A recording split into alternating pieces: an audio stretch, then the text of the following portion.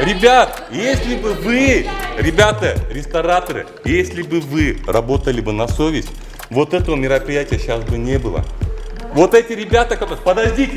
Подождите, не перебивайте, я вас не перебивал. Вот эти ребята с камерами не ходили бы.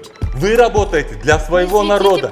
Не надо мне здесь делать из меня какое-то ужаса там, тому подобное. Не надо из этих ребят что-то делать. Возьмите, вычистите свои кухни и поверьте, когда эти ребята зайдут к вам, это будет реклама. И вы не будете, подождите, и вы не будете по 1000 сомов платить, собираться вот таким аферистам, да? Потому что я вам еще раз говорю, они не обеспечили вам даже публично оферту для того, чтобы я сюда не зашел. Организации, которые относятся...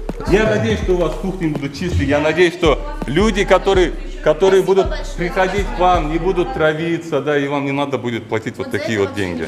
Я вам серьезно говорю. Я вот все, что я хочу, только это. Удачи вам, до свидания.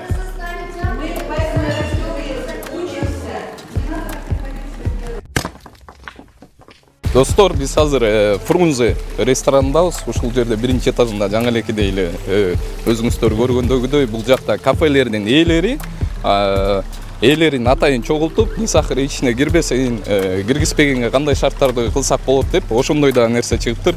Жаңы эле өзүбүз көрсөттүк. Жогорку кеңештин депутаты Эрлан Кокулов менен биргеликте.